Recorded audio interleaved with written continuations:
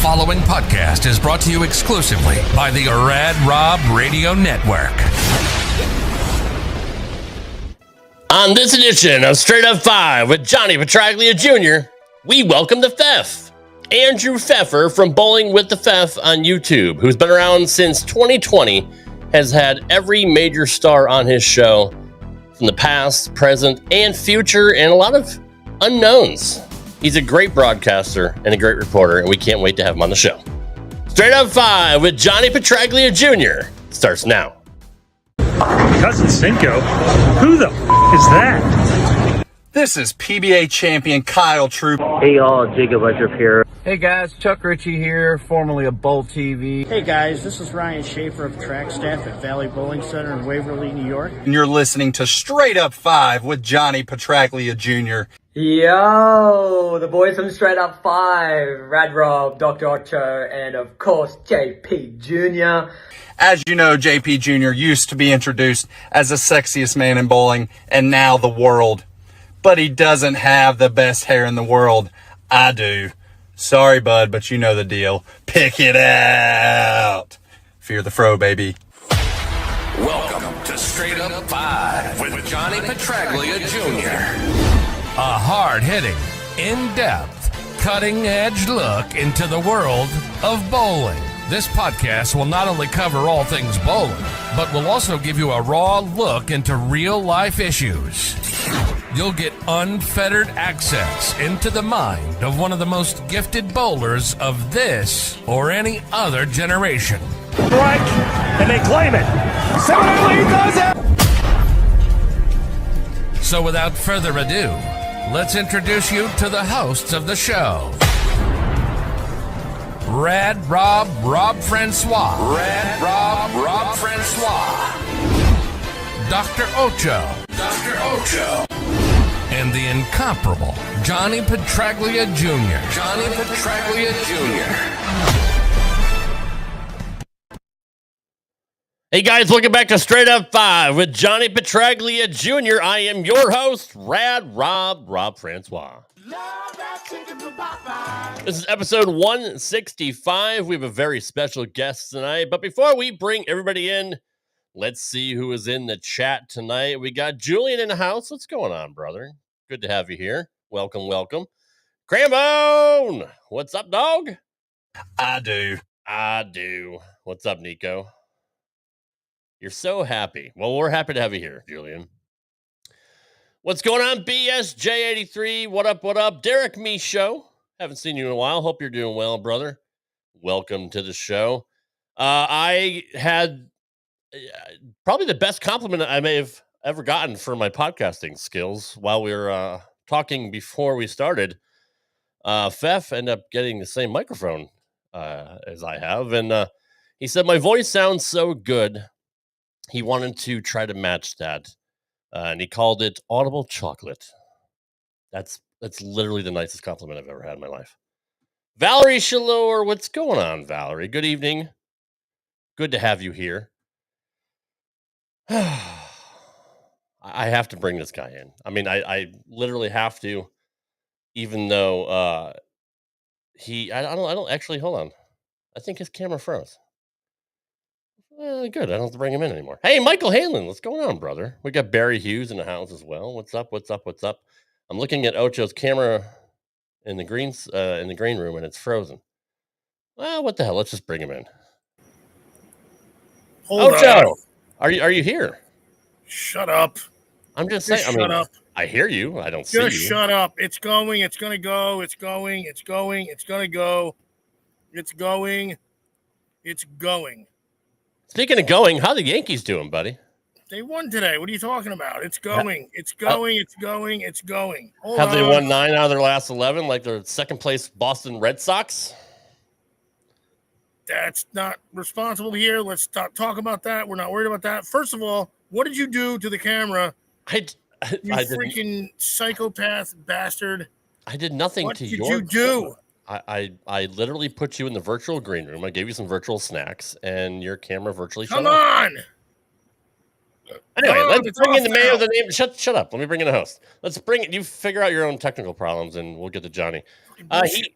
Shh. Settle down. Bullshit. Let the adults talk. He is the man with the name of the marquee. He is number Bullshit, 7 in your damn program, it. number 1 of your hearts. He is, go Red Sox. That's right, Derek. He is the sexiest man in the world. Hold on, we got Alex. I can't. People are just filing in. Our favorite pro shop operator, Alex Bermudez, is from Modesto, California. What's going on, brother? Hold on, Johnny. Julian says he got 114, 113, and 73 in league. Congratulations. That's fantastic. Good job, brother. Thanks, Rob. Let's bring in the one and only Johnny Petraglia Jr. What's going on, JP? What's up, guys? Well, Rob and half of Ocho. Half Good of to be Ocho. here. Yeah. Good to be here as always. Shout out to Julian. Impressive scores, buddy. Keep on working, and hopefully we get on the lanes soon enough. And I like that the Fef called your microphone audible chocolate, because every time I go back and watch our shows, I'm like, man, I need a microphone like that too. You did send me one, which unfortunately is still in Pennsylvania, but I will. I'm going to have to add to the audible chocolateness at some point. Audible chocolate. Mm-hmm. Oh yeah. Smooth jazz. I got a nice little tan on the boat this weekend. Shout out to Nick D'Ambrosio. Enjoyed a day on the water with Parker and Sydney Bone. Oh, nice. As well as my teammate Amanda. And it was a beautiful day out on the boat, and finally got my red face turned into something that resembles a summer tan. That's awesome. At least you were hanging out with 3 or 4 good people. So there's that. Oh, All right. We have a special video from our guest, even though he's... Yes, of course, play it, for Christ's sakes. He's not a pro bowler, but he is a fellow broadcaster. Let's take a look at the highlights from Bowling with the Fef, his YouTube channel. Bowling with the Fef with Andrew Fefer has had great guests over the last 5 years, like the GOAT, Jason Belmonte, the current GOAT, EJ Tackett, Brianna Cote, Verity Crawley, Sean Rash, Bill O'Neill, Bob Learn, PB3, Rob Stone, and of course, the second greatest podcaster in bowling. Ocho says 221 average also, in case you were wondering. He's a house hack. He's also done live segments from the lanes with champs like Chris Prather, Jacob Buttriff, Andrew Anderson, Danielle McEwen, the man, Norm Duke, Anthony Simo Simonson, Kyle Troop, and Jesper Svensson. And the one and only Mrs. Fef's favorite bowler, Chris Barnes. Talk to Mrs. Fef. You're her favorite bowler. You're her favorite. Her favorite? Favorite. Yeah? Of all time. Wow. How'd that happen? I don't know. That's crazy. It happened. No, I'm glad there's one. I appreciate you.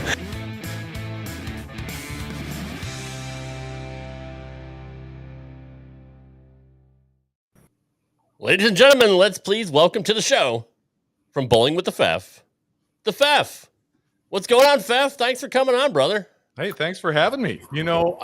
Looking back at that, He's here. He's back, unfortunately. Let's get some of this first.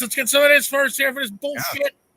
Some of this shit here. Can I give it one of these just so you can see that, ordinary men have nothing? Yeah, I can join Yeah, we can all. You can all do that. You go ahead. All right, go ahead. Go, Fef. Let's hear it. Let's hear what's going on. Yeah, looking back at all those wonderful guests, it makes you a little emotional. But mostly just feeling lucky that I have the chance to talk to all of them, and I lump you 3 in there. When I started this thing, I was interviewing friends, had no idea where this was going to go. And I just feel very fortunate that I'm able to do this and, strike up new friendships and just keep it going. And some people actually watch and it's great. Well, you've been a big supporter of our show as well, and we do appreciate you being here since pretty much our inception. And again, it was a pleasure to be on your show. You're a very good interviewer and you're very smooth. And I enjoy all of your videos on your channel. What I like about your channel is something that we don't do because we try to big time everybody. But you have a lot of, I wouldn't say, well, I mean, unknowns, or at least local bowlers or bowlers that bowling geeks would know, but the general public would not know. So I appreciate that you try to bring um, attention to the lesser known bowlers that just love our sport and are just looking for recognition. What made you decide that you wanted to not just have some of the pros on the show, but actually have amateur bowlers as well? Well, at first, it was simply that I didn't know any pros. I didn't have the connections, and I figured, hey, this is going to be easier to go from a larger pool of guests than just to kind of narrowly focus to the pros. No, he's not. Oh, sorry. Oh, there's a couple Ocho haters. Yeah, it's hence the interruption too. So that's all right. That's not a question or anything. Hey, Derek, it's gonna happen. All right. Yeah, You're good. So kind of a product of necessity, but as I kept doing it, I thought, everybody really has a story. We all love this sport, at least those of us that, I think I'm talking to here in your viewership. And I just think that there are so many untold stories out there that having that variety kind of keeps things interesting. And as well as I do that these things are great live because you get the interactive part, but most of the views come after the fact. Yeah. And sometimes it's cool to to dig up the story of someone you may not have known about if not for a quick interview from me or somebody else. And what's interesting about that is everybody's story is a little bit different depending on where they are in their own bowling journey. Just to keep it simple for now, but the stories you may be hearing or the issues you may be hearing from the amateur player, although in the same wavelength as the top pros, are very different. I would assume that the amateur players like Julian was just not talking about bowling back-to-back 114, 113s. I know his next goal, he wants to shoot a 150. He's not thinking about bowling 300 yet. He's thinking about the next step. Whereas even a league bowler is going in with the mentality of, okay, if I can make a couple extra 10 pins this week and, maybe increase my average by 5-6 pins over the next 3 or 4, that's my goal. And everybody's reason, it's really, really cool to have all those different kinds of people because you get to hear the same story just differently. Yeah. And we have so many characters in this sport. I talked with Terry Howe over the weekend in Owatonna. She's from around there. If people aren't familiar, she's the executive director of the International Bowling Pro Shop and Instructors Association. I do some videos for them on the side. And she talked about the 98% and the 2%. Well, I want to hit the 2% because I'm interested in the 2%, but you can't deny the fact that the 98% are out there, and I would hope that some of the other members of the 98% would be interested to hear what their colleagues have to say.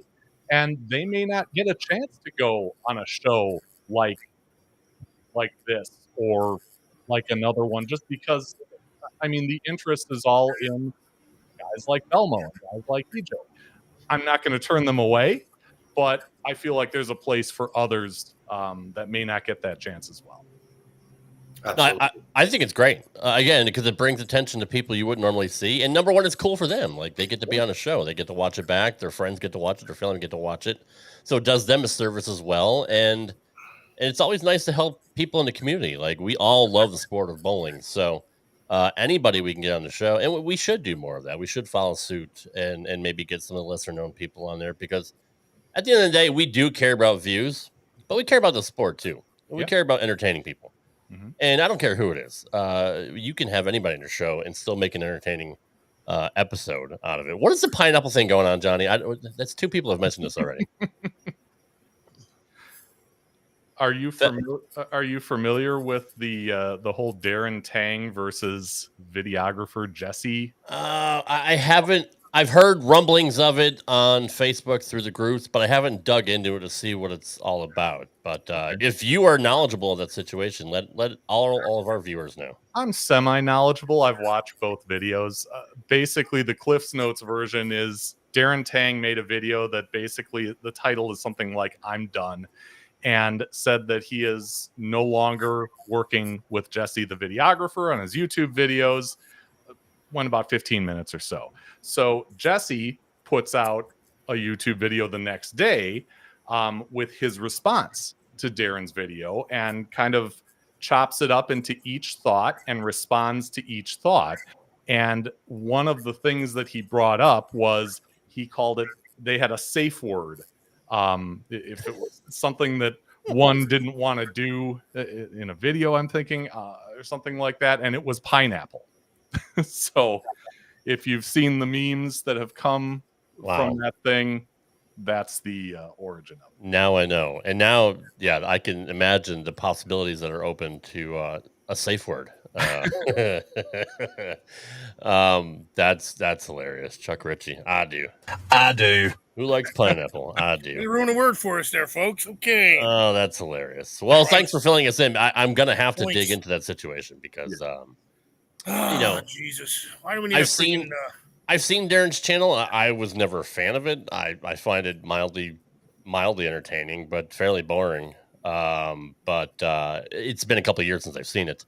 But really, to make light of that publicly, why? Like, it doesn't. That's kind of the big question right now. It doesn't make sense. Yeah. Why put it out there? And obviously, that's going to elicit a response from a guy that does this, right?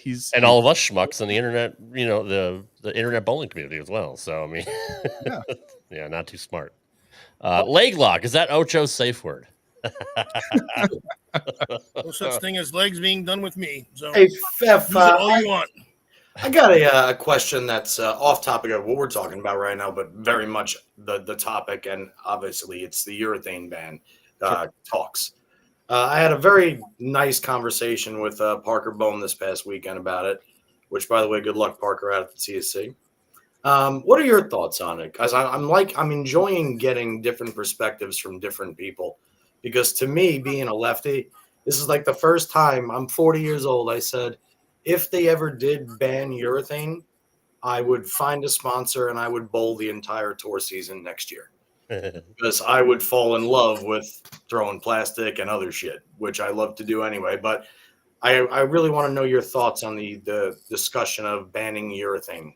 Well, I think for me personally, keep in mind, my history is I was kind of a speed dominant, relatively low rev player in my youth. Nowadays, I'm not quite as speed dominant, still low rev. So there really isn't much for me when it comes to urethane. I'm a right-hander. I've tried it in a couple of tournaments with sport conditions, just never really had the desired effect. So if you've ever seen the movie Pulp Fiction, and you remember the scene where Bruce Willis goes into the bar before he starts talking to Marcellus Wallace, the bartender tells him what I'm thinking about the urethane issue, and that is, my name is Paul, and this shit's between y'all. Like I said, it doesn't affect me personally. I just wonder if we're really concentrating on the thing that makes the game fair and equitable. I just feel like there's more to do with the conditions, or maybe, I don't know, the ability for every house in America to put out the same Great Wall of China. If the scores are too big, I just don't think, targeting the urethane ball is necessarily going to do anything, for the 98%, because I can't imagine why somebody would need to throw urethane on a house shot anyway. Now you get to the 2% and the PBA Tour and things like that. I think that's going to make a big impact on the lefties. Maybe a little impact on the righties, but it's like anything. they'll find a way around it. That was kind of my thought process on it too. And then the other thing was, I started thinking about all the particulars of it, like what constitutes banning urethane. Aren't all reactive resin bowling balls urethane based? Yeah. Is microcell polymer from Motive considered any hint of urethane? I mean, there's all these other little tiny odds and end questions on like what really constitutes. Meanwhile, the only thing I would really see happening is you just see a lot more of the bigger high-end solid ASIMs getting scuffed up to kind of try and create the motion that urethane does. But yeah, I liked your input there because I'm actually on the exact same page as you, even though I'm a lefty and it's the go-to ball to use in pretty much any condition. Yeah. Which again is I understand the other side of the coin, why people get upset about it, because they do alter pattern integrity. They do alter transitions drastically different. They change lanes. I get that. But in the same respect, it's legal. It's the right hardness. It's made the same way. It's the right size. So that's the thing, Johnny. They tried to get rid of it, with the hardness deal, and they found a way around that. And now I just feel like they're reaching for something else to try to get rid of it. Like they've always wanted to get rid of it. They just haven't had a legitimate reason to. And the post that the USBC put out after they took a survey of, what was it, like 5,000 people, Fef? I don't remember how many they said. I don't remember the exact. It was a very small sample size when you have 2 million members. And the way they worded it, I'll put it up here in a second so you guys can see it. I should have clipped it. But the way they worded it was very, very sketch. And even Belmo called them out, like, why did they word their response this way? Yeah. And Belmo brought up a good point in one of his posts. If you open up this can of worms and ban urethane, you're setting a precedent for any time anybody else in the USBC or Chad Murphy gets a bug up their ass that they want to ban something else, like something with a resin ball or Abralon pads or towels. Who knows? You're opening up that can of worms for everything. And I don't think that's something that should be done. You're also hurting the very companies that make bowling balls that support your sport. It's just not a good look. And you also, like, just to feed off you, Rob, you're also taking away a tool that a lot of the youth, that's all they know. So now think about that younger, like 15, 20-year-old kid who you're going to tell them now. It was like when I got introduced to sport bowling. I got thrown into sport bowling when I was 16, 17 years old. I was a 13 and 14-year-old phenom because, I was bowling on spray and pray and just, and just happened to have a good physical game. And then it's like, oh, out of nowhere, John, you can't miss left down lane. You can't throw it. You can't go around it. You need to stay up the back. You need to alter ball motion. And I was left in the dark for a shit. It felt like 3 years. I don't want to see them repeat the same thing, knowing full well what they're going to do to an entire generation that's grown up using this exact equipment. Sorry, keep going. Yeah, no, I absolutely agree with that, John. No, I absolutely agree with that. And again, you've been around a long time, John. You know a lot about bowling balls. What is the difference between urethane in the past and urethane now? Is it just improved polymers or whatever they put into the ball? Or, I mean, I'm no chemist, but I will tell you this: it's very, very difficult. You have to be a very special person to make an AMF black angle corner and go through the pins like a purple hammer or a 78U. Gotcha. And I always try and tell this to people because when you go back and watch old bowling shows, when they were throwing powder blue hammers, angles, rhinos, and all that crap, you see so many top professional bowlers on all those telecasts. They're going Brooklyn. They're whiffing the head pin. There's always a match where you see 170, 160 followed by a 240, 220 game. And it's not like these guys are just not as good as today's crop. They had limited inventory in ball motion. They didn't have Abralon pads. They didn't have, all these different ways to alter the surface. You didn't have lane graphs and crap. But it's that sandpaper. The difference between the older urethane and the new one, at least for me, is older urethane really does just stand up and it's very difficult to get it to create down lane motion like we see out of the black hammers and things like that. Now, is that actually the ball, or is it because the newer bowlers have way more revs than anybody in the past ever had? Like they've figured out how to get more revolutions on the ball as opposed to your older players. Does that make a difference at all? You want to take this one, Fef, because I don't know if I mean put a urethane ball in Robert Smith's hand, and Bob Handley's hand, and guys like that. I mean, there were a lot of guys that could hit it just now. Granted, we watching the youth now, it looks, the rev rates are looks up easier, there, but there were. You got to remember, each generation learns from the previous. Mark Roth hooked it more than anybody until he didn't, But and that's what I was thinking of, guys like Jimmy Keith and Kelly Kaufman and Mike Miller. There were cases where they had the revs, but I think the main difference is there's a lot more oil on these lanes now than there ever was back in their day. True. So to see the ball do what it does now, to me, is impressive because I remember bowling on short oil and, different patterns and conditions in my youth. The one thing I keep coming back to, and I know this isn't like directly related, but maybe adjacent to it, is we're in 2025 and we're still measuring the hardness of a bowling ball the same way we did in the early 80s. Yes.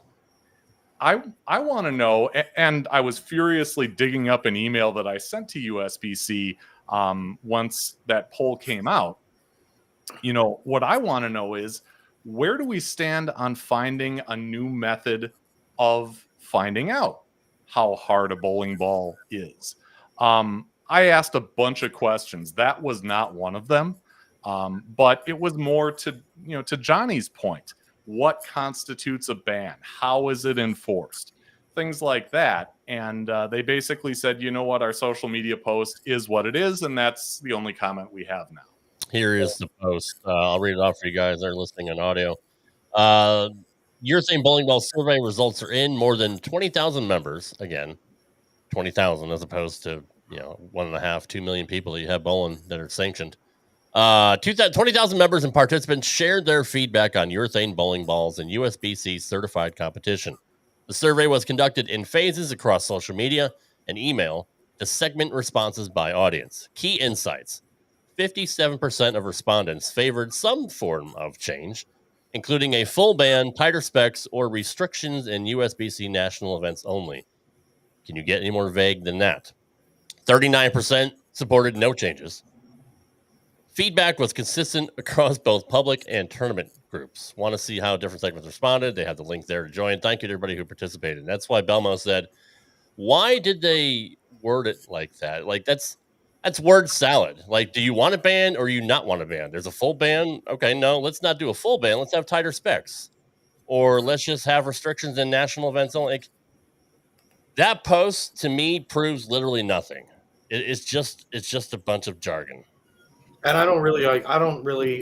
I can't get on board with the banning of it at USBC national events like Junior Gold and the Open Championships. You're going to ban that ball for the however many thousands of bowlers that go there once a year, and you're going to tell them that they can't throw the.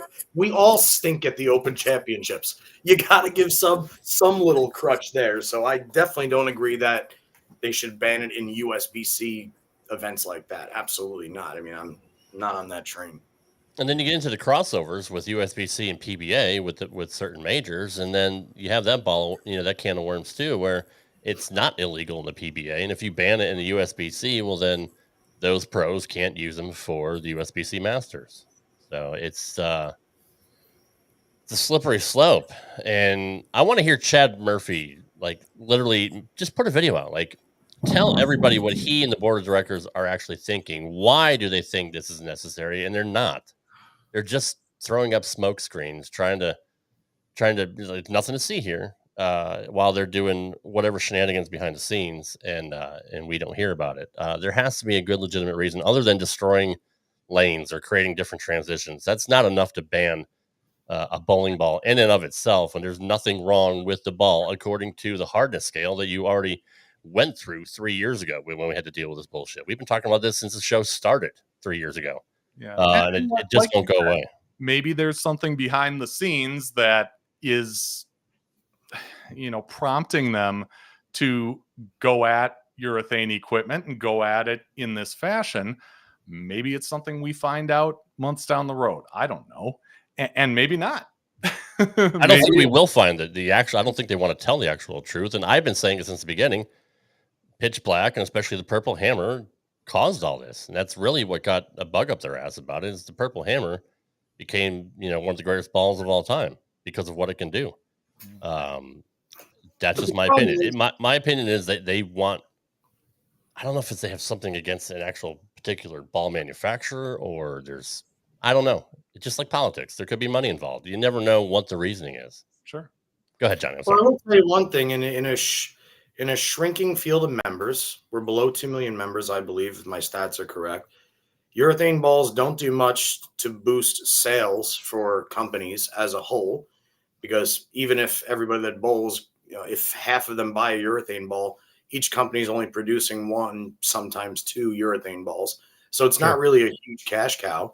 I would think that possibly there may be a little bit of insider talks about that, but then again, I still don't understand how it would help anybody at any point.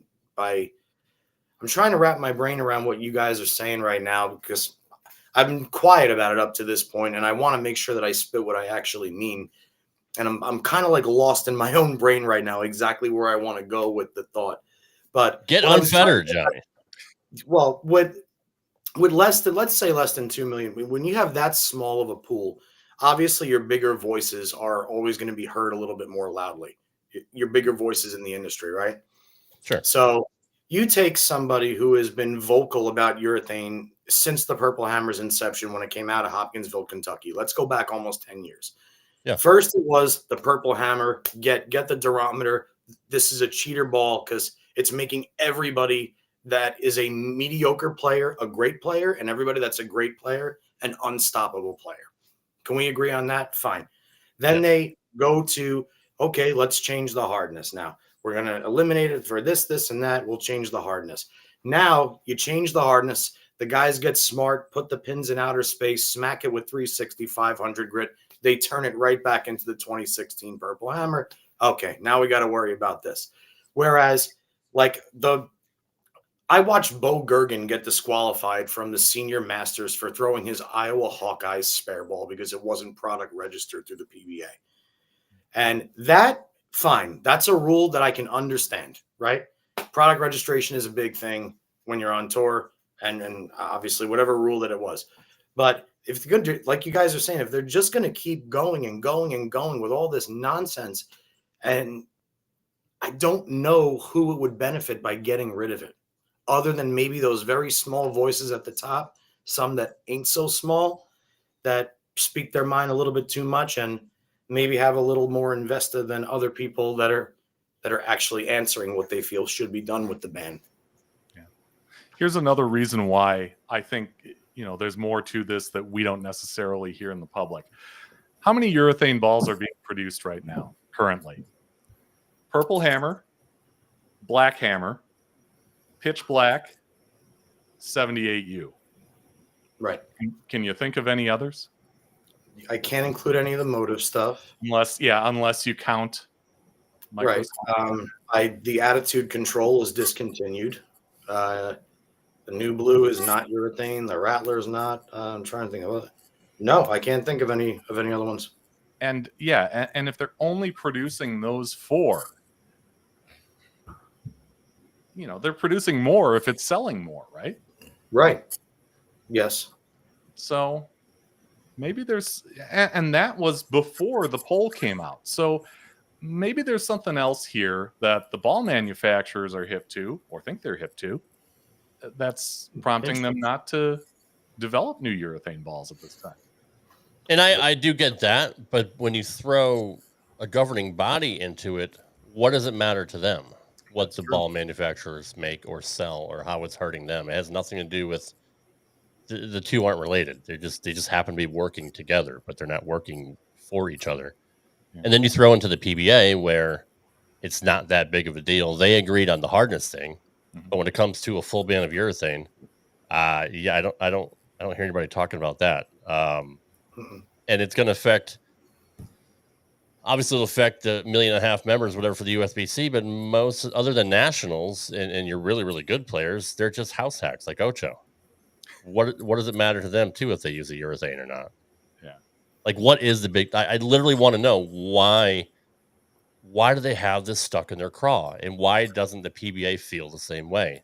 There's something somebody isn't telling us, and we deserve to know as bowlers, as people that love the sport, and people that are sanctioned by the USBC.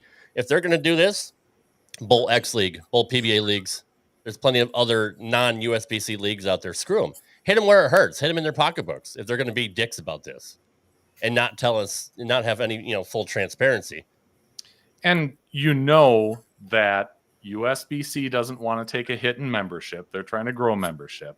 They don't want to take a hit at events like Junior Gold, which, I mean, I sat there at Junior Gold and watched a 15U kid from Ohio shoot 300 and 1,000 plus for 4 with a purple hammer. And he ended up winning 15U. What's going on here? Because obviously they don't want to affect entries to Junior Gold, membership in general. They did something with, like, even with women's just last year, Rob. Wouldn't they do, like, they were doing something with the women's weren't allowed to say anything about the sport, anything about the control of it at all, even? Yeah. Wasn't it something like that? Yeah, they couldn't talk about it at all. And it was to anything. Couldn't talk about cooking. Couldn't talk about why it was hot in their apartment or anything like that. Yes, couldn't explain why anything. The PWBA definitely have their own issues, and it's very, very strange. We talked to Elise Bolton about that, and she couldn't really get into it, but she agrees. Like, it's just, I don't know. We didn't even ask her, though. We were just saying, like, hey, is there something that has to be done? And they're like, no, well, maybe, but not right now. And that's a good point, Ouch, because adding that in with this USBC stuff, like Fef and Johnny said it too, you don't want to lose any more members. Why would you hurt? Why would you, though? Why would you want to hurt your base? I mean, you're going to lose more people, and then what? We're going to have more entertainment centers. You're going to have less mom and pops. You're going to have less leagues, which we already have an issue with now. But and you're going to lose that. And that's where they're all going to be on one league or one thing that's really climbing what's going to happen, actually. What would really happen is a league and a bowling alley would wind up climbing to the top of the middle of what the other standards are already at. You know what I mean? Yeah. So now what? You're still underneath. You're still struggling. Mm-hmm. So what did you do? You did nothing except for try and climb to the middle. Yeah. And the strangest thing about it, man, is that's what I feel like they're at is, the expression, a person is smart and people are dumb. I watch it happen in league, and I could see it happening across the entire world, actually. You will get a team of, 2 5-man teams on a typical Tuesday, Wednesday night league, and somebody will put a urethane ball on the rack. And then one person says, oh, good, I'm stuck with this asshole that throws urethane in league. That's true. Meanwhile, the guy that's bitching averages 185, and the guy that's throwing the urethane ball thinks it's his best chance to bowl his best game. So I already don't like it. Whether you agree or not agree about throwing it on a house shot, fine. But the biggest culprits of the problem are those aggregate people that are doing it everywhere, saying it should be illegal to throw urethane on a house shot. Why? If last night in league at Majestic, where I averaged 245 this summer after 46 games, Jesus. I had to switch to my T-zone last night and went back 6 for 232 and then bowled 259 to bail out 950. I played with what the lane gave me. Right. I couldn't even imagine if another lefty was on my pair saying, dude, I really wish you'd throw in plastic. You're just carrying everything down lane, and now my ball's not getting the 7-pin out. Fuck you, bro. I don't care about you. care about. Sorry, my language. No, But yeah. I feel like the USBC members may be partially the problem that's pushing it through those doors that we may not know enough about, but it's creating enough buzz. Well, I think there's enough that you know there that's what already gives you the amount that you know, which means like, okay, they're the problem, but they're also not the solution because they're not doing anything to elevate their own scoring somehow. They're trying to even it out at the well, all right, I can't say that. I shouldn't say that, but wouldn't there be someone taken off of it because of going like, hey, I can do this. I can play off of these fields. If I bowled competitively we again, can kind of simmer it out. Like if I was bowling again, I don't give a shit what people think if I throw a purple hammer up there, or a pitch black or whatever. Like, fuck it, it's bowling, dude. Like, I don't think some people figure it out. but like, I feel like it's still thought about. No, it is, and I hear it all the time in Facebook groups. Like, people do get pissed in right. leagues when people use urethane. But God, you don't bowl either. That's right. This guy doesn't bowl either. He's gonna eventually, but no, he hasn't bowled in God knows how long. But I still know more about bowling than the chiropractor. More about bowling in 1984 than most people do. I got it. Yeah, I mean, to put it in terms that you've used on this show many times, I think we're going after the skinny yellow bat and not the big red wiffle bat. Yeah. Right. I'm using the skinny yellow bat. Exactly. Very good. That was good. So, I've been of the opinion for a long time after, hearing different points of view, man, it would be interesting to see what would happen if we were restricted to the same type of bowling ball. But it'll never happen because the genie's out of the bottle, right? There's just too much money getting thrown around. And because of that, I just don't see massive change in these incredible bowling balls that we're using right now that are just, getting stronger by the chunk of 2-3 years every time. I know Isn't it like every 6 months? Apparently, I think they're trying to. Well, they're trying to churn them out every 6 months. I think. Sure. But you're right though. They're probably not every but 2 years or so. Yeah, and where this hit home for me was last week. I had Mark McDowell on the show, and he was a great interview. But one of the things he mentioned, because he was the first one to throw a new line Excalibur on TV. And it did backflips on the lane, and he was out hooking everybody. And eventually, the lane man got hip to the fact that if he put more oil out, that thing would slide 60 feet. And it did. And everybody went back to throwing blue hammers and U-dots and things like that. Yeah. So we're not talking apples to apples here with the first reactive bowling balls compared to what we have today. They're just stronger. We're more concentrating on break point and ball reaction and matching up with lane conditions, when I hope that people would want the shot makers to be the ones who lead tournaments and win, and not just the person who can match up best with almost the guys that would have just 4 or 5 bowling balls on their realm that keep them consistently and use them as they do, as opposed to the guy that has 45 of them that can do everything and anything, but doesn't know what each lane does and doesn't know what each one does, as opposed to, again, like you said, the first one that throws the 4 or 5 balls. Yeah.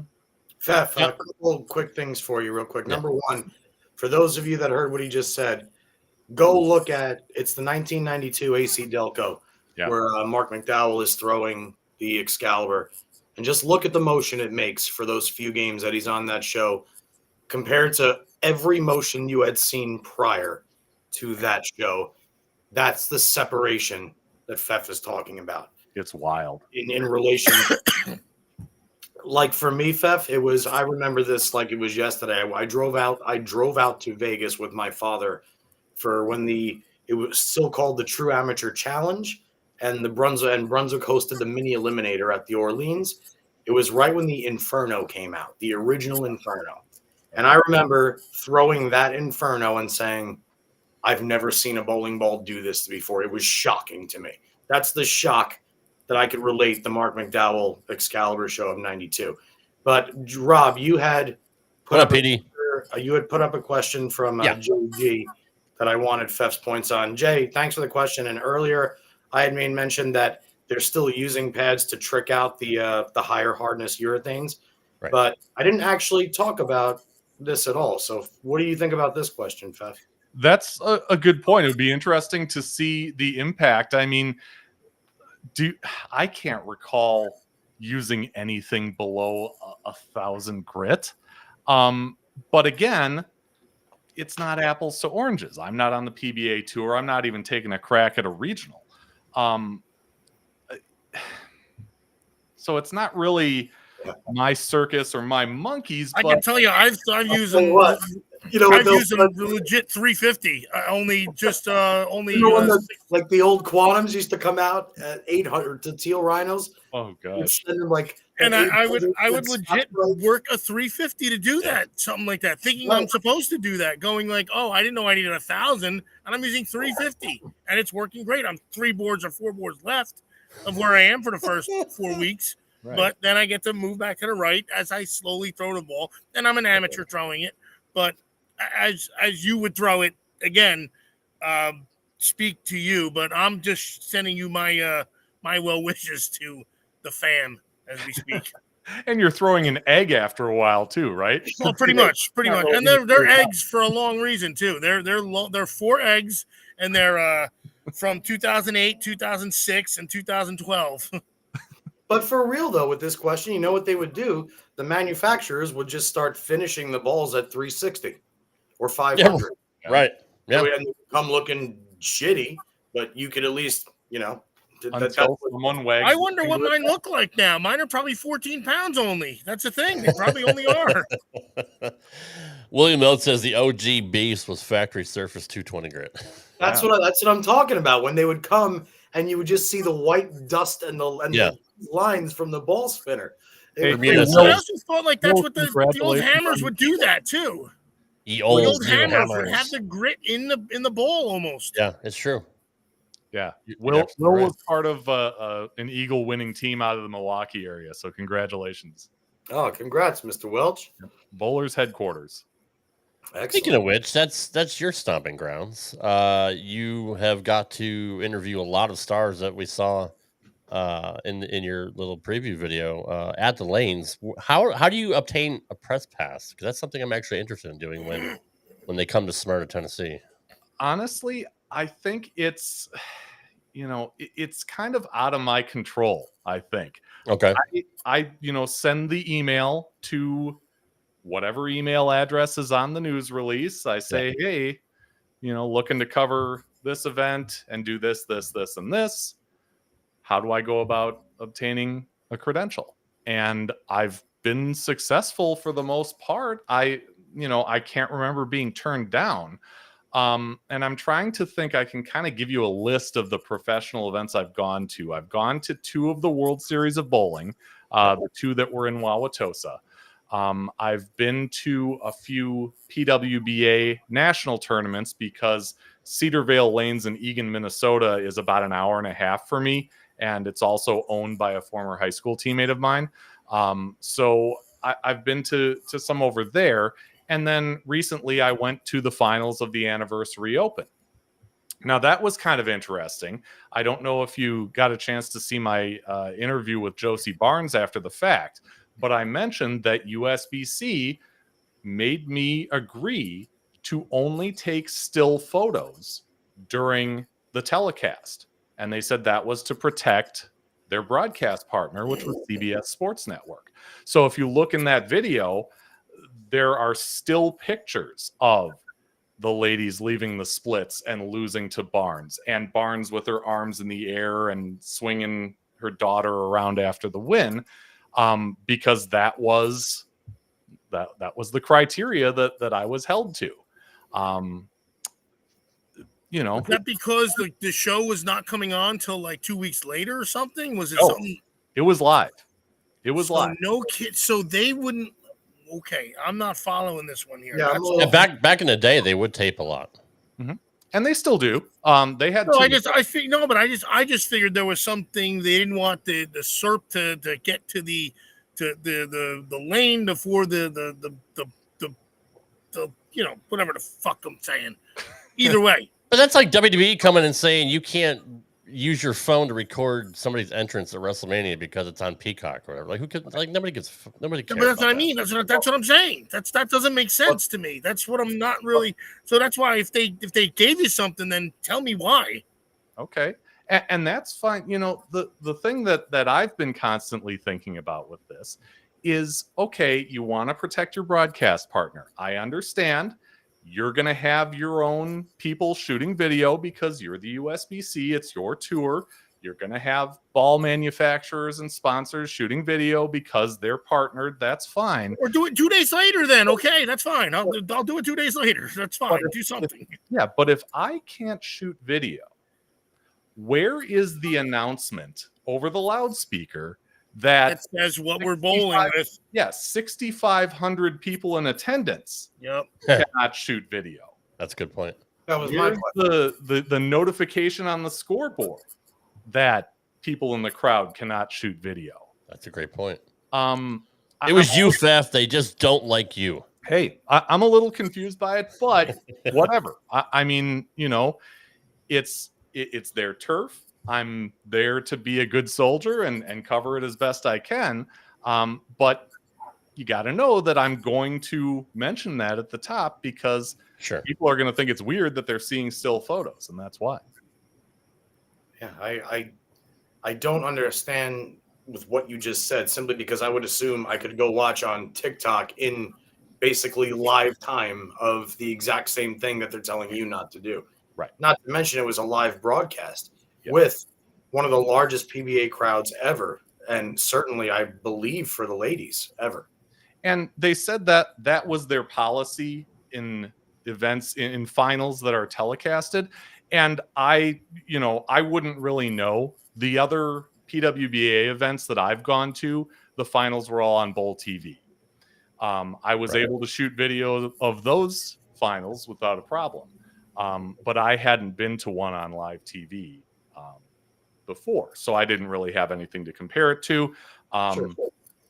Yeah, and there, Bowling with Dial, I totally get. Yeah, can't go live because, again, preserving that protection for the broadcast partner. That I get, but what we used to call live to tape or tape delay, I mean, you shouldn't.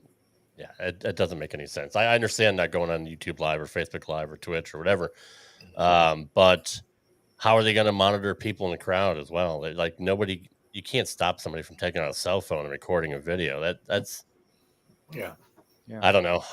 Again, they're just trying to do whatever they can to upset their base when they should be promoting it more. They should be.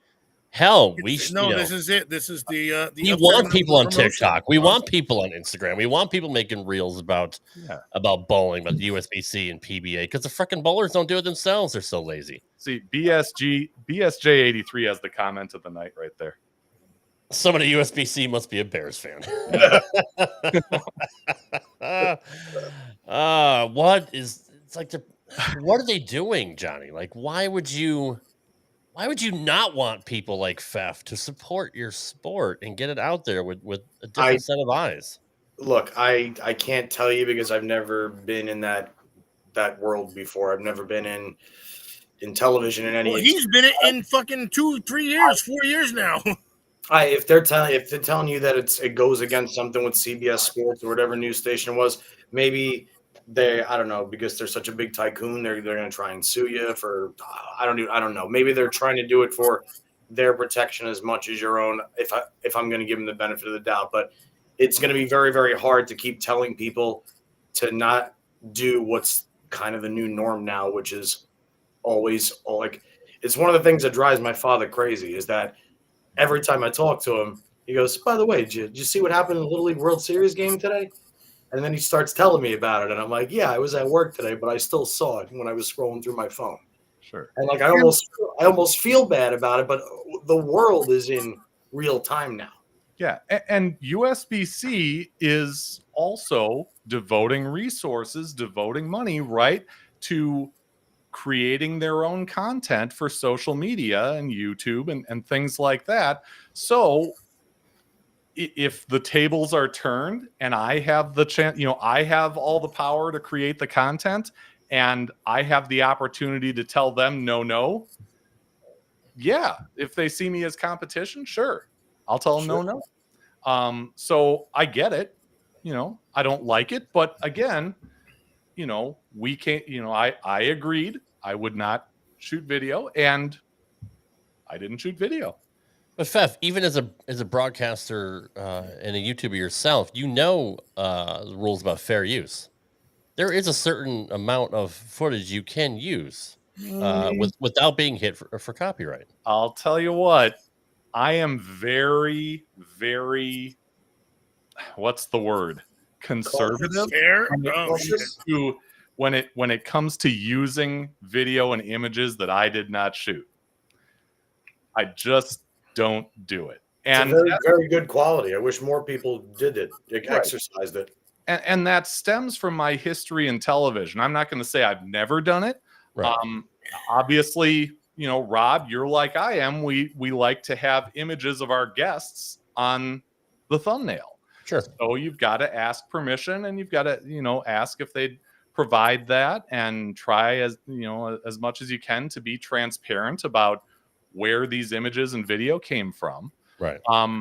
But when it comes down to just rolling out highlights of something that CBS or Fox or anything like that produced, it's just not worth it to me. It's not worth the potential headaches, potential lawsuits. Let's just call it what it is, right? Yeah. There are people and entities out there whose only function is to scrub the internet for copyright protected video and audio. Yep. And they'll send you an email saying, hey, you violated the copyright of my client. You must pay us $5,000 or this could get ugly. And it's not really worth it to be in that situation for me. Certainly not. That's fair. Well, I guess I'm a maverick. I don't care. I do whatever I want. Because there are fair use laws that you can use a certain amount They're mild of time. fair use laws too, though. Let's be honest here. That's true. They're mild. It's true. To where they'll let you get away with a lot more than they should. Well, especially the PBA. PBA. That's the truth, though. That's what you are right, because it depends on the company. It's any other sport, and they're like, it's all right. It's a minute. They only get 35 seconds. They're fine with it. You do it against the PBA, and they're like 36 seconds. Holy shit, we have a problem. And the other thing is, as someone who loves creating that content and wants to do it in the future, I need the access from the PBA. I need the access from the USBC. And it's probably not going to put me in a good light if I'm in some kind of crazy legal battle over a highlight of, of Verity Crawley throwing a strike. Yeah. When it just didn't have to be that way, I get it. No, I absolutely see both sides. Yeah. It's tough. It's a tough world that we live in as far as that's concerned. It's gotten tougher over the years. I think my TV background is really, I really cling to that. And I know in the description you called me a journalist, and I really appreciate that. I don't know that my show and what I do is necessarily journalism. Maybe half journalism, but I throw some opinion out there. I don't mind two-handed bowling. I don't mind bowling on string pins. Perfect world, yeah, I'd stick with free fall, but I've bowled on sanctioned string pins a couple times, and I kind of enjoy the challenge. That kind of thing might be taboo to say if you're truly an unbiased bowling journalist. But yeah, there are a few things that I'll let slip out there, but I think it's also a certain level of emotional intelligence. Yeah. It's because I feel the same way. I don't care if you're throwing urethane. I don't care if I like to talk about different views, but I like the challenge of the strings also. So you love the sport. If you love the sport, you mold with the sport. And at the end of the day, whatever they do, whether it's banning this or banning that or yada, yada, yada, everybody that still loves the sport will continue to bowl. Yeah. It's just or die. Exactly. Yeah. I mean, Walter Ray Williams Jr., I'm pretty sure when he won Player of the Year in 1986, didn't think he would be learning and bowling with two hands on the senior tour once in a while at 60. And throw a 300. Yeah, exactly. I mean, you evolve or die, and that's it. You either move with the times or you live in the glory days, like the boss said. Yeah. So, Fef, I'm interested in your television background. Can you give a little bit of your history in that field? Because I love broadcasting. I love videography. I'm a huge tech nerd. So. Yeah. So I was one of those college kids that didn't really know what he wanted to do with his life. My dad was a business finance major in college. So college comes, I don't know what I want to do. I guess I'll be a business finance major. And that bit me in the butt a semester in. So I knew I had to make a change, but I didn't really know what I wanted it to be. And I got picked to be on this radio show at a classic rock station in Milwaukee. And that experience really changed me. I thought, wow, this is something I could do as a career, but I wanted to be a little more, I don't know. I just didn't want to be a radio DJ. I wanted to be, something with a little more meat to it. I wanted to be a radio news guy. And in order to get through the broadcast journalism major at UW Milwaukee, you have to take a TV class. And I, was in with a great instructor who ran that TV class and the TV program there and did an internship at the NBC affiliate. And I just fell in love. So this is 2001 when I graduated. And what do? You record a ton of VHS tapes and you send them to every single TV station in a, whatever radius, in my case, in the country, really. And you don't hear from 99.9% of them. But I was lucky enough to catch on in Wausau, Wisconsin, which is about an hour and a half from where I am now. And it's a tiny market, and the CBS station there needed a photojournalist, a videographer. So I took that. I did my own stories on my days off, and about maybe 5 or so months in, not even 5, 4 months in, got moved up to reporting, which was kind of the dream, right? Right. And I got moved up to it on a Thursday, and the following Tuesday was September 11th. Shit. So talk about Johnny's birthday, by the way. Johnny's birthday. Yeah. Happy birthday, Johnny. Yeah. Happy birthday, Johnny.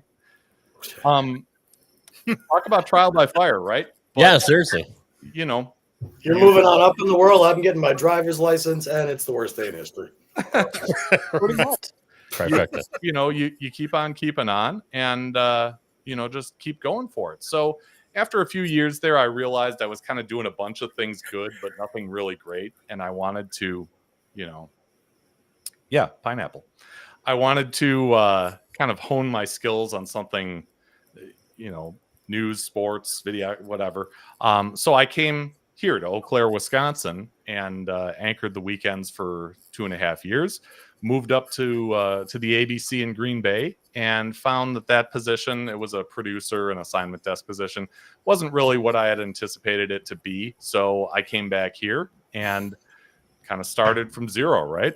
They hired me back as a photojournalist, videographer, and I moved my way up to anchor, and I did the mornings for a couple of years, and then I went back to regular days and reported, and then I had How early was mornings, real quick? How early was the morning there? Was it like at 6 a.m. or was it?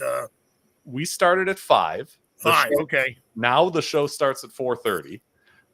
So you're in the studio and you're dressed and you're ready to go with hammers on. Well, let's say it's 5 now. Yep. But 4:30 now, but 5 when you were going.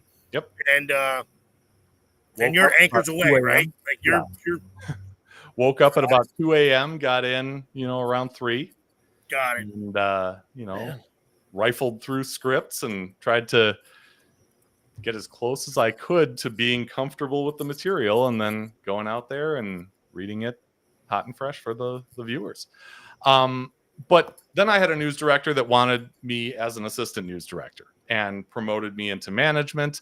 I eventually became news director. This is all at the NBC in Eau Claire, Wisconsin here, and did that for 2.5 years. And then ended up leaving. I had a former coworker from that station who became marketing director at an HMO here, and she was looking for a social media marketer to do what she had done before she got promoted, and got into that. Unbeknownst to me, they wanted in-house video production. So I started learning how to be a video marketer, and did that for about 6.5 years. And now I own a video production business. It's just me. I do all the stuff myself, the shooting, the editing, all that good stuff. I work part-time for a nonprofit in town who wants social media and video production, and I do Bowling with the Fef. That's awesome. Yeah. No, I'm jealous. I would have loved to have those opportunities. That's really cool that you got to be just start off, as a videographer and worked your way up to be on-air talent, and then got to do that. I mean, that's badass. Yeah. I wanted to say is, it seems it's just like anything else. You love something so much, you figure out ways to do it.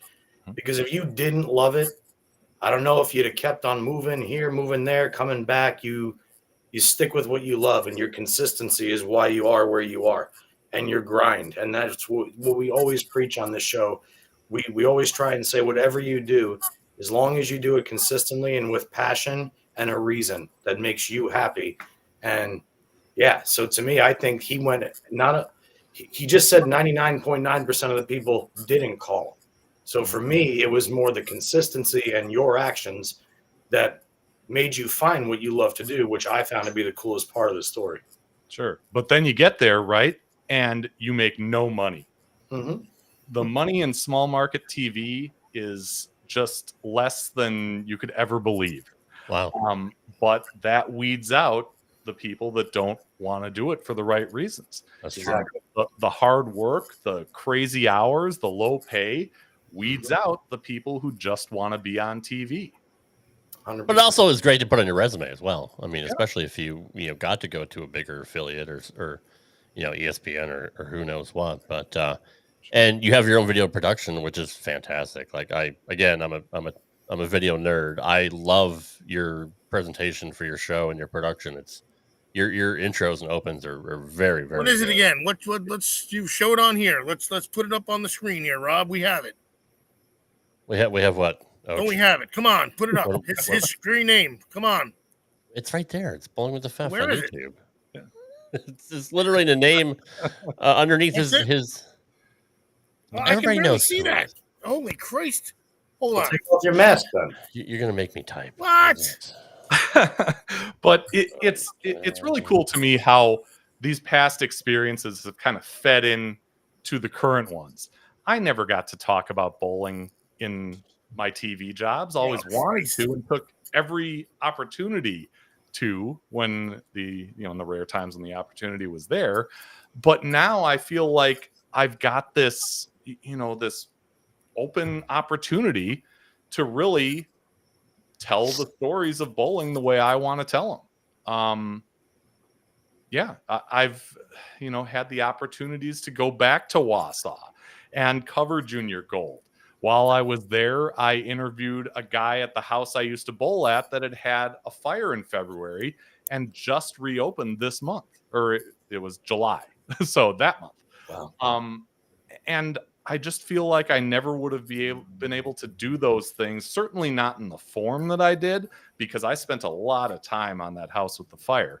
But on TV, 30 seconds, let's get it over with. Minute and a half, let's get it over with. On to the next, because you want to keep the story count high to give the viewer a variety of stories. There's a lot going on in each viewing area, and the one in Wausau went up to the Michigan border and down to about maybe an hour north of Madison. And it was a huge area.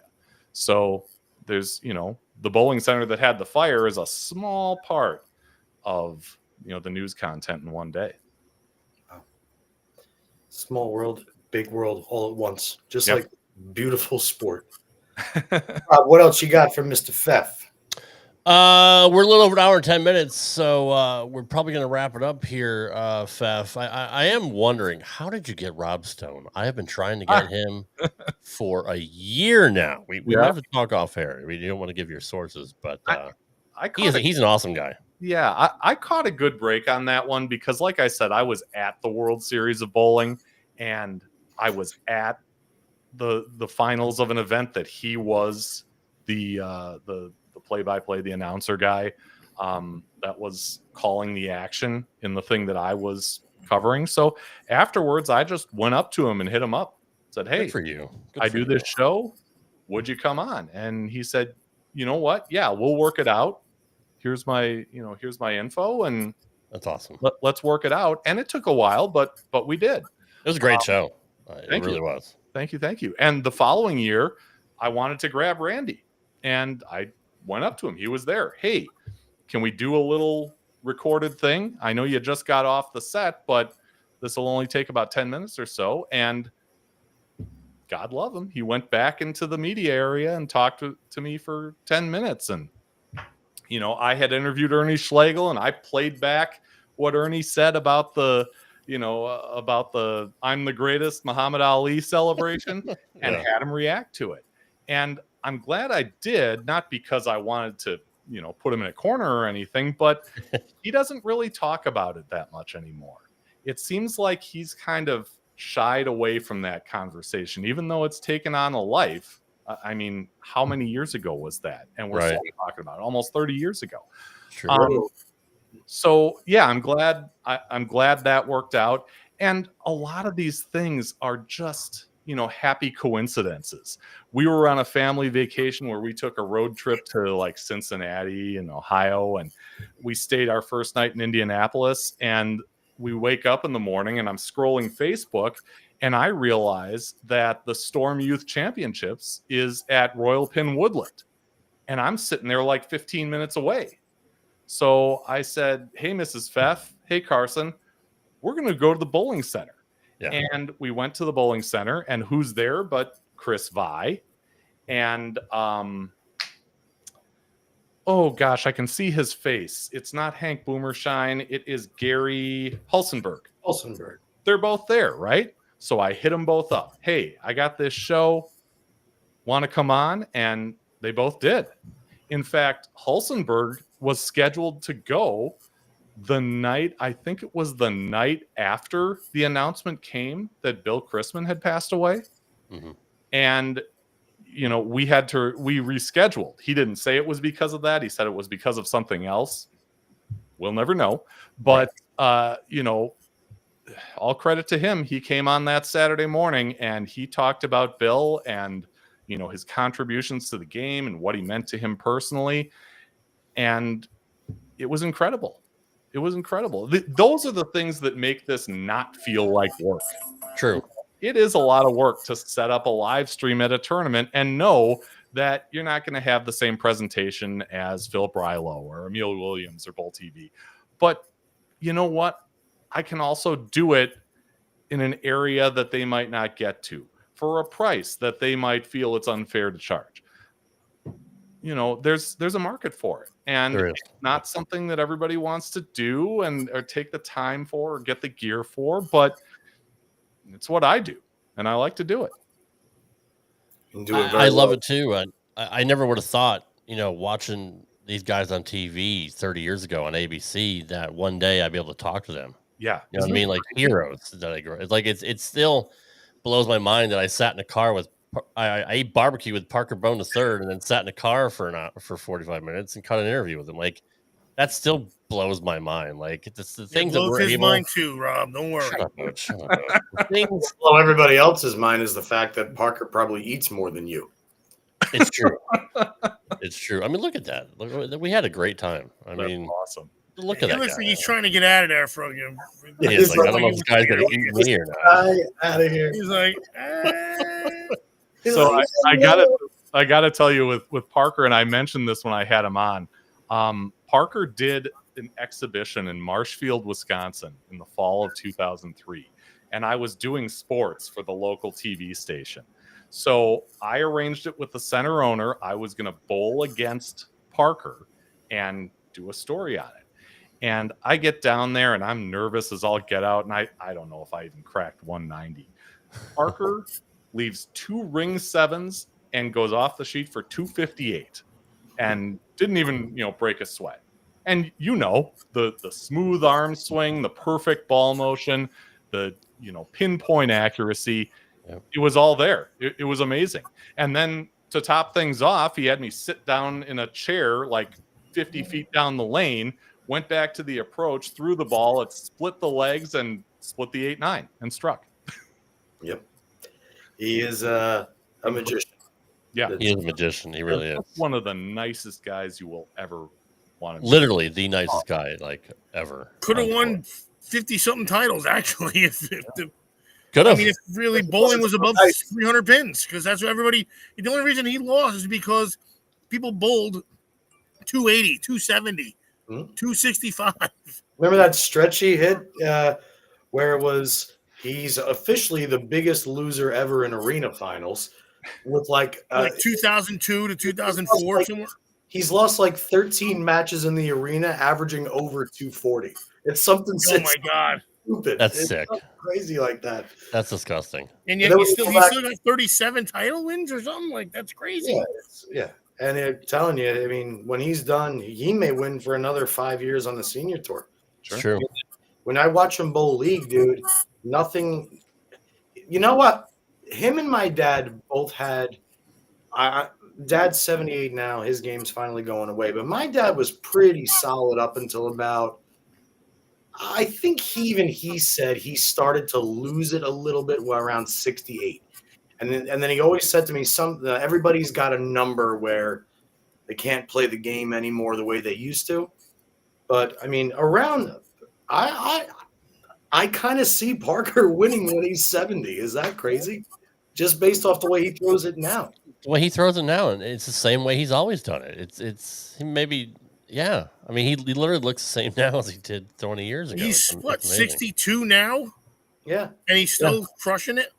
He's had a great year this year. Yeah. And I'm only saying this right now just because I'm starting to look at longevity a little bit more now. The man don't drink booze, guys. No. He don't drink any booze. True. Nothing. And he's always doing something, whether it's flying to see one of his kids at school or do an appearance here or going to Japan or carrying pitchers of water to rev rates for the birthday party.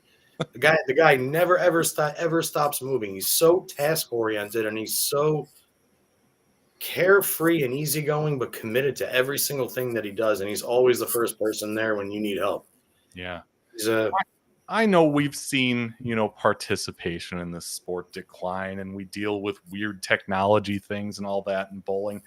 But how lucky are we to have ambassadors for this sport like Parker, like Norm Duke, like Mark McDowell, like basically everybody I have talked to on the show? I can't tell you a name of somebody that I've talked to in more than 200 episodes that I'm like, that person kind of rubbed me the wrong way. Yeah, that's true. Everybody we've had on here, we say the same thing every time. Yeah. And we always leave with so much more knowledge, and you learn so much, and everybody brings something different to the table. And like we thought Barnesy was going to be a jerk, because we've heard his reputation, and maybe when he was younger he might have been, because he's a top guy, right? Like you have to have that you got to have that extra gear, you got to have that edge. Yeah. You have to be ultra competitive. But when we had him on, man, I don't think I've ever seen him break character like that. Like he genuinely enjoyed himself, and he made me. I've always gotten along with Chris, but I really, really, really enjoyed talking to him that day more than I had ever had previously. Yeah. Because once you got past that rugged toughness that made him one of the greatest bowlers to ever live, he really is a big kid at heart, and. Yeah, you broke him down finally. That's what it was. He was basically an easy guy to talk to. And he just chilled out. He just chilled out with us. And we actually had him as JJ's roommate the one time Yeah, JJ JJ was there in the room. So he was like, "Oh, I'm just in the background. Yeah. Don't worry about me." You know, laying on the bed while Barnsley's interviewing. Yeah, no, you guys take care of the guy on the cream shot here. I'm here. I'm just sitting in the background. Don't worry about me. Guys, I need to interject here real quick. I know this is moderately gross, but you'll understand if you have a dog. She just let one go that is, I can taste it. Okay. Okay. I need to get her out to for a walk because I'm stuck in here, and it's yeah. But before you go, Johnny, I do want to mention that I certainly count your dad in that conversation too. I had a short phone call with him when I had Jessica Abel on the show, the director of BVL, and I, got to him through a mutual friend, and we talked about Jessica a little bit. I mean, it was a wonderful conversation, and like I said, it was short, but Johnny Petraglia is just a giant in this game, and it was so refreshing to to talk to him and know that, hey, not only is he an incredible bowler and an all-timer, but a great human being as well.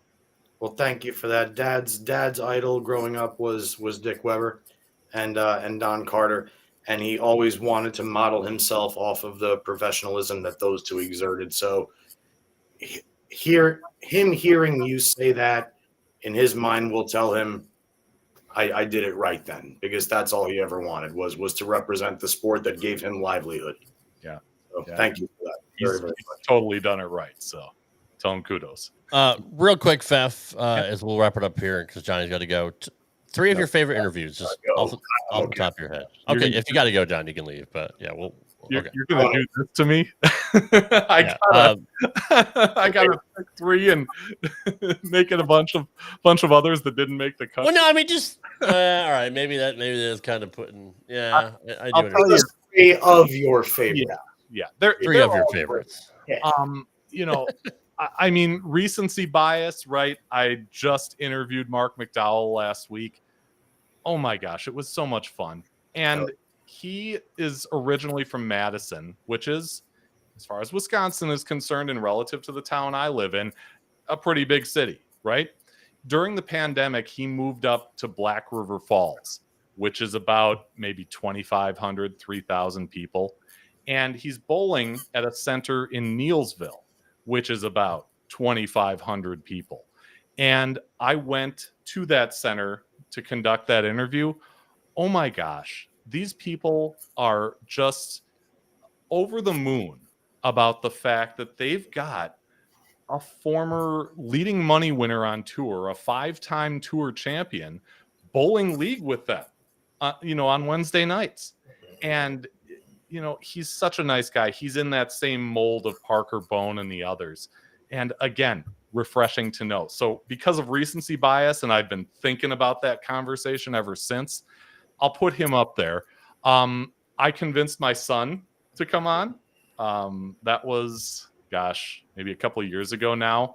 And it was a short conversation, but that's the beauty of YouTube. You're not trying to fill a specific amount of time. You can have the freedom to make it 20 minutes or 5 hours, whatever you prefer. So it was cool for me as a dad to have him on and talk bowling with him. And then I guess I got to go back to the first one because that was the one where I kind of stuck my neck out. Didn't know where this was going, and just kind of lurched out into the ether and tried to find an audience in bowling. And it was two guys. Their names are Sam Lofquist and Paul Bouch. At the time, they were running a Facebook group called Bargain Bin Bowling Memes, but they've since quit doing that, but they still both bowl locally. They're from right here in this area. But yeah, that was kind of the first. So I'll go with those three. And just know that all the other ones I appreciate too for various reasons. And I didn't think about that when I asked the question. Like, oh man, Bob Learn Jr. is gonna be really pissed that you put him up the top. But no, I get it. No, but to get him and to get Belmo and to get that's amazing. Yeah, you've had the who's who, and you've been very fortunate to have a 5-year success. With over 2,600, 2,800 subscribers. and world-class production. Again, I truly enjoy your work, not just as a broadcaster, but as a videographer and a production guy. So it's good stuff. So again, let me put that up on the screen because Ocho's a dick and he makes me do things. Subscribe to Bowling with the Fef on YouTube. It's a very, very good channel. I always try to promote other bowling channels because we don't care who's better than who. We all love bowling. We all try to support each other.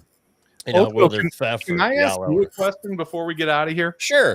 And I know somebody wanted me to go off the sheet with him, but yes, this is more important. I want to know how defeated you're going to feel when Aaron Rodgers leads you to an 8-9 record and the Steelers aren't in the playoffs. He's going to be fine because at least he's not doing it for my Jets. It won't happen because their backup will come in and they'll take over anyways. Oh, okay. Very easy. That's a backup comes in. He's gonna what's he gonna do? Probably 4 wins out of them. So can't be worse than the Giants.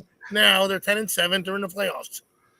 Johnny, you talk about the Jets, but the Giants, man. I'm talking about the Steelers. The Steelers would. At least Aaron Rodgers ain't on the Jets anymore. We actually got somebody I have faith in this year now. Russell Wilson went to the Giants, so he's not going to do much better than he did in Pittsburgh. That's the thing. They got the scummy guy from the Steelers that's on the Jets now. Yeah. Well, either way. Well, we appreciate you. Cowboys don't win, I'm fine. Yeah. Nope. We appreciate you having you on, Fef. I know it's short notice, but again, it's not that we didn't. You weren't like a plan B. You can ask Johnny. I don't ask people till usually a couple days before because I've been burnt for years by so many people booking ahead of time. Sure. They end up canceling for whatever reason. So honestly, I usually only like I give people like 2 days notice. But I do appreciate you coming on because again, I love your channel and returning the favor of you having me on your show. But other than your YouTube channel, do you have anything else you want to promote? Any socials or any other projects? Well, you can find me just about everywhere on social. I'm Bowling with the Fef. It's a group on Facebook. I'm on TikTok. I'm on X. I'm on Instagram, even Blue Sky. Man, you went on Blue Sky? Not for any political reasons, but just another place to get it out there. I'm on all those social platforms. And I'd be remiss if I didn't say the production company is called Visionary Video Hub.